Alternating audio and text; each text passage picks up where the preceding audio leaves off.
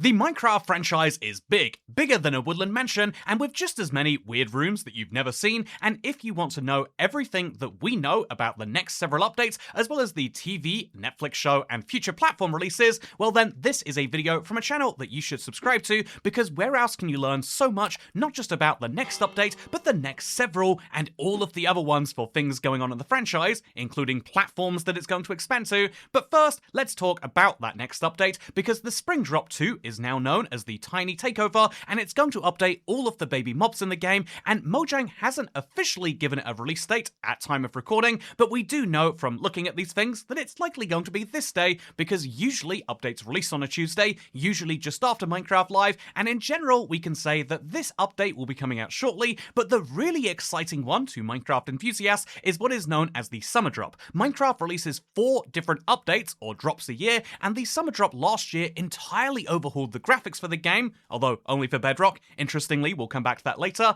But the Summer Drop for this year is one that everyone is excited about. Obviously, you'll hear rumors of an end update. Mojang haven't said anything official on that yet, but we do know that they are going to overhaul some parts of the game in some major way, and that is something that I think is very exciting, I have to say. But if you're thinking of an end update, then one of the reasons why you might be is because of the Minecraft Movie 2. Minecraft the Movie, or the Minecraft Movie, or technically a Minecraft movie, whichever one of those you care about calling it, is something that obviously released to huge acclaim last year, and so 2026 is not the year that it will be coming out, but 2027 is the year that has been announced. It in fact has a precise date and even this little piece of marketing. It is currently being filmed and put together, and we've heard all sorts of comments from people related to it, but one of those was a producer who specifically mentioned that fans would really like to see the Ender Dragon, and I think that's hugely interesting, and many people are speculating that this is a clear sign that that is the end update confirmed for 2027, because in the same way that the 2025 Minecraft movie tied into Minecraft Legends, their big release of the year, then clearly the 2027 update could tie into this. Is that true? Well, you'll have to tell me, but what I think is interesting is that for many people, the Minecraft movie is kind of the mass market product, right? It's the thing that, you know, like, it exists to please people who have vaguely heard of Minecraft because their children play it, and it's meant to be, that's the reason they have Jack Black and Jason Momoa. They wanted to have mass appeal in there, but what about for the Minecraft hardcore fan? What should you be excited for? Well, the Minecraft Netflix show was seemingly that forever. They gave us a trailer that just simply had the Netflix logo inside of Minecraft. What exactly did this mean? Well, honestly, we still don't know. This is one of those cards that Mojang has been playing very close to their chest. However, if you're curious as to whether it is still in the works, Jeb himself has confirmed that yes it is. So that's very exciting, which is kind of cool. You know what else is kind of cool? The Warden hoodie. Minecraft released this and it's been crazy popular. I'm actually shocked as to how that's gone, and I'm also shocked as to how many people are excited about Lego releases, but I think one that will be far more interesting to the sort of person who might watch the Netflix show, or who might download, you won't download some Lego, that sounds like downloading more RAM, but you might indeed be excited about a brand new platform for Minecraft. That's right, Minecraft have hinted heavily that their big goal is to be on every platform they can conceivably be on, and right now you might just about think that they've already achieved that. I mean, we have Minecraft for basically every single platform. We have it for Fire tablets, we have it for we even had it for the Apple TV briefly. Every single platform that can run Minecraft does so, including that short-lived 3DS edition, and so that means that surely there's no update on new platforms, but actually there is. Did you know that Minecraft recently launched on the Switch 2? But not actually. Actually, the way it worked was the Switch 1 version of Minecraft can run on your Switch 2, and it very slightly can take advantage of the Switch 2's performance, but it's not natively written for it, and so where you should be getting, say, 8 times performance gains, you're only getting double performance gains.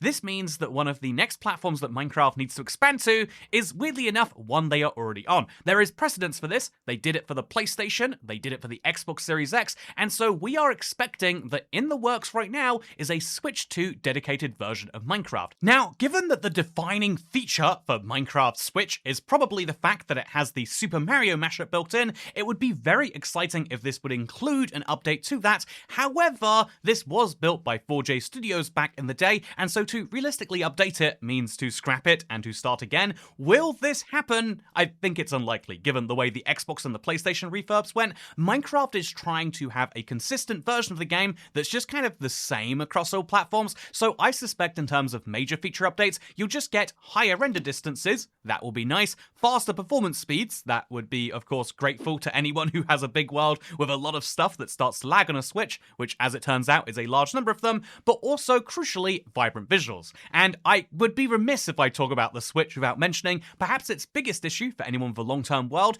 Once your world gets above a certain size, on the Switch it becomes near impossible to do anything with. I can't be the only one who's noticed this, but it is a major problem that would likely be addressed in this, because we're talking about a platform with a bigger storage size, and we're talking about fixing some of the fundamental netcode in there. So hopefully that's what would be included. However, if we're talking about the kind of realms issues anyway, Minecraft is a game that has been getting updates now for a year for a very serious amount of time, and so many have been asking, like, why don't we just stop with the, micro slop? Why don't we stop with all of this bloat and simply get down to an update that fixes things? And what is weird to believe about this is the fact that Minecraft has been doing this. So here is the current update version list for Java and Bedrock. You can see that interestingly, there are actually in-between updates for Bedrock that are specifically focused just on fixing bugs and adding parity. This is really important because it means that the Tiny Terror update is actually, I get it wrong every time, but it's fine.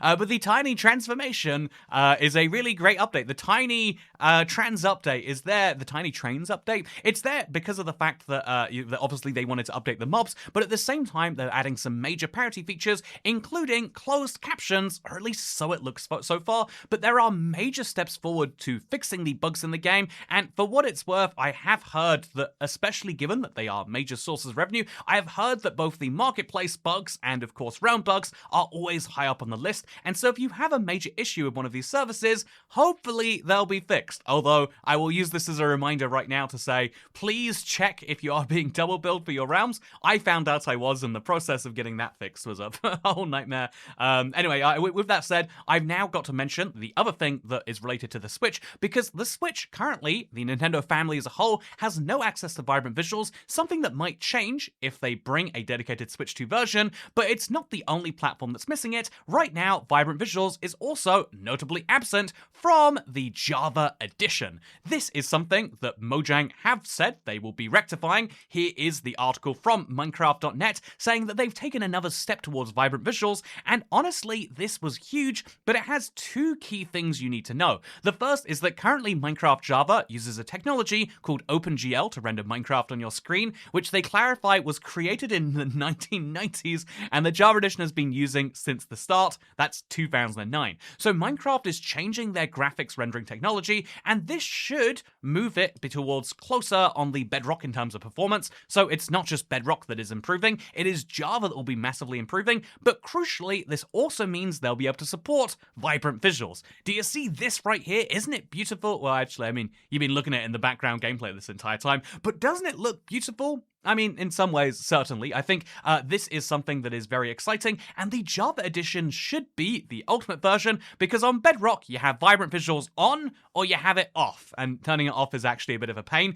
whereas on Java, they really don't believe in engineering out players' choices, and so you should be able to not just decide whether you want it on, but decide which parts of it go on or off. This is, of course, speculation, but what isn't speculation is the second key thing that they reference from the article, because they say they'll be updating to Vulkan, and then, crucially, that this modernizing rendering process is an important step for them bringing vibrant visuals to Java, and in the long run, it will give them more capacity to improve the graphics, but they say that this is testing that will start from the summer sometime. So we see it to be very unlikely that the summer drop this year, our biggest update so far of 2026, we see it as very unlikely that this will contain vibrant visuals for Java now.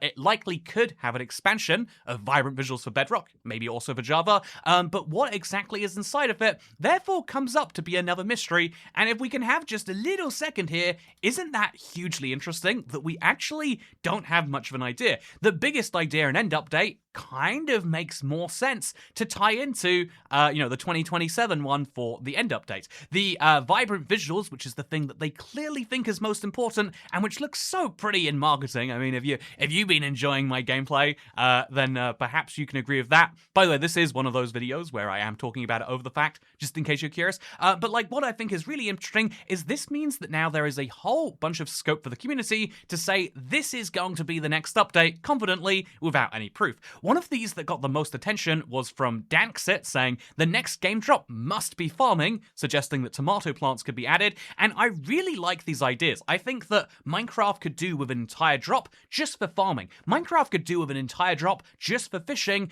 and what's fun about right now is that the drop system is currently ongoing, meaning that any of these ideas could be actively under consideration. Now, of course, that would suck, because if they've emotionally planned that the farming drop will be in spring of 2029, then it means that no matter how bad you want one right now, it's not going to happen. But what we do know is they have years of these updates and drops planned, and it means that unlike with the major drop system, where the Never update required a whole year, and then Caves and Cliffs required a year and a half, and the Trial Chambers took an entire year too, instead of having to focus on one feature for one entire year, which, if we're actually being honest, they didn't entirely do. The Never update also added stripped wood, if I'm not mistaken, and the Caves and Cliffs update also decided to entirely change the way the overworld generation worked. So if we're being real, the drop update system allows them to focus on these tinier systems with what might be the right amount of attention.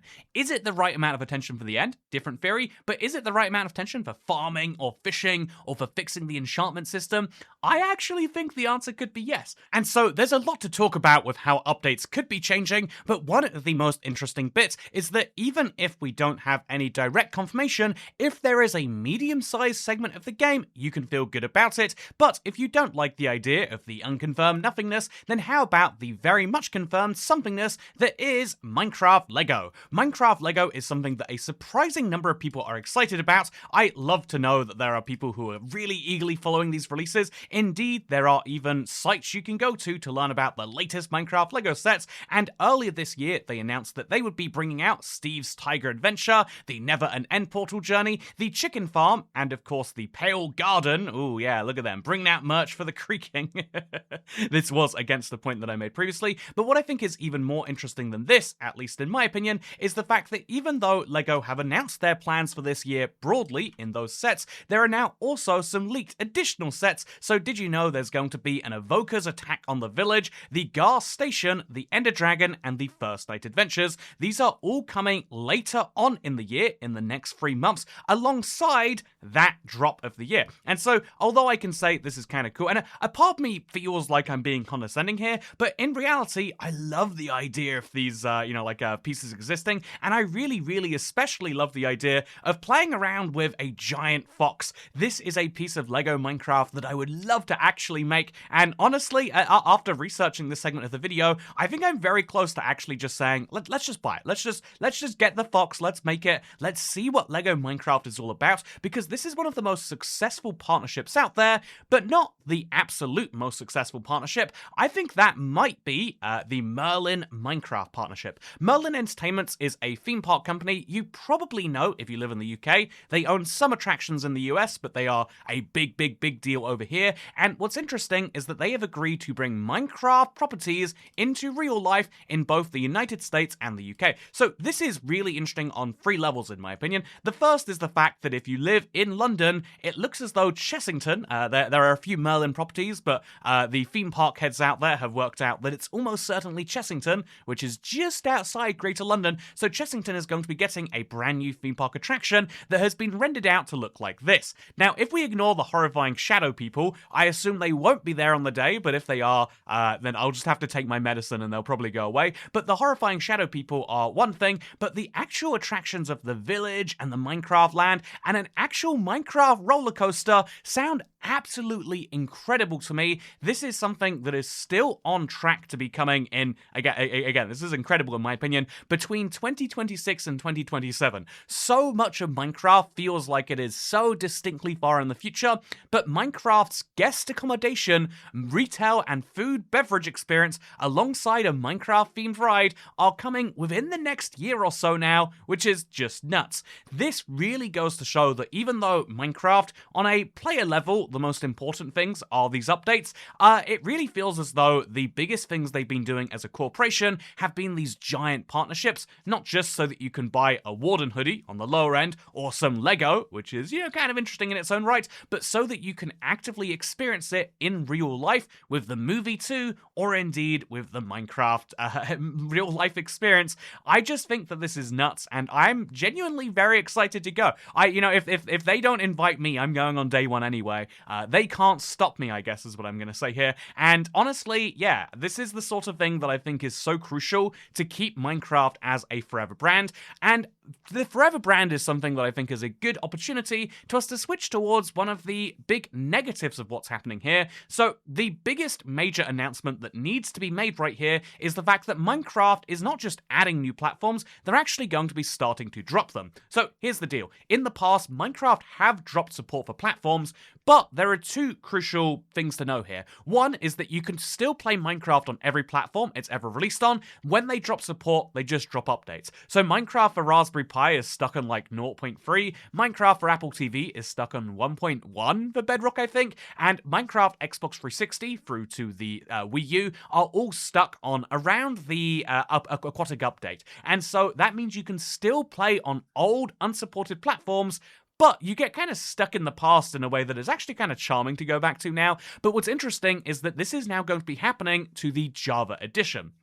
The Java edition is not being fully cancelled, but one key part of their steps towards vibrant visuals that they announced is that they are switching to Vulkan, and Vulkan is a much newer graphic set that will allow for improved performance, but crucially, it means that older systems will stop being able to play the Java edition. This is going to be a tiny cancellation in the grand scheme of things, but Minecraft is such a widely played game that this actually is going to have quite a major impact. I think that this is the notable thing about Minecraft's tech increase. They're effectively saying, like, yes, if your device was made before 20 years ago, you're gonna have some issues, and even some PCs after that will still run into some problems, but the truth is that Minecraft has this eternal problem of now it's become a platform and not just a game. And so before we talk about all of the dates together and what could be coming in the exciting future for the base game, it's worth mentioning that the tech upgrading that needs to go on, and that arguably is going on, is always happening, but they have to balance out the needs of the people who just want things to be a bit better with the needs of people who want to be able to play at all. There is this weird world where, like some number of people cutting them off entirely can make the game better for everyone, but that also means you're cutting people off entirely. So this is what Minecraft Bedrock has done a few times now. It has cut support for older devices. Most recently, I believe, you can't play Minecraft on a device with 256 megabytes of RAM, which sounds like such a reasonable thing to do, but still, it is a challenge that you have to kind of make, and it's interesting that Minecraft has that when so many other games would just say, look, we're building for a higher minimum spec, don't play our game otherwise, but that Minecraft can't really afford to do that. This is because, like I mentioned, Minecraft wants to become a platform, and so if I could give you one last major kind of news piece that has been ongoing for the past 5 years now, it is Minecraft has been trying to move from being the game that you play solely for the updates, be it to farming or enchanting or whatever, into a game that you play because it's where the content you like is being produced. Obviously, this has always existed on the Java edition with world skins and mods, but now we're seeing the idea of this move over to Bedrock, and crucially, because it is on all platforms, and maybe also because this allows Microsoft to skim some revenue, it means that they're now able to have an integrated solution where you get these things inside of Minecraft, which crucially has two benefits. One is an extra revenue stream, but the second second is that Minecraft can have new content in the form of, say, when actions and stuff came out, people went crazy for that. I still don't quite get why personally, but people went crazy for actions and stuff. People love brand new worlds. People love when there is a new thing to get, and now instead of having to wait for the drop cycle, you can get it via the add-ons. So one of the big technical improvements that's happening under the hood, basically constantly, it always feels like a surprise, even to me who follows this closely, is Minecraft have put huge amounts of attention into upgrading this, and so when we talk about long-term initiatives, that is one of the biggest ones that has to be mentioned. Weirdly enough, it seems to have taken the priority for creating a kind of sequel to Minecraft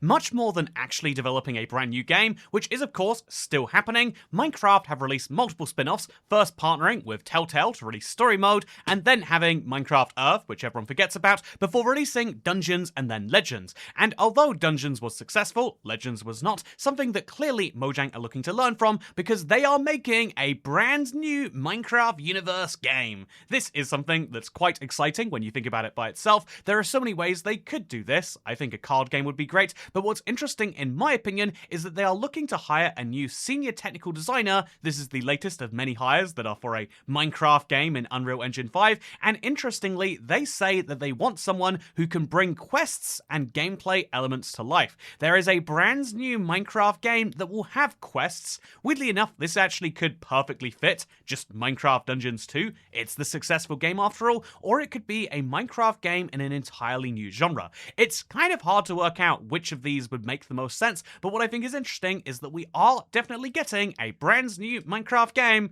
and there's not a lot more that we can really say right now, besides we eagerly await the announcement. So if you are following so far, and you've loved everything you've heard, but you just want to know what's happening when again, Toycat, you gave us everything, let's go into it.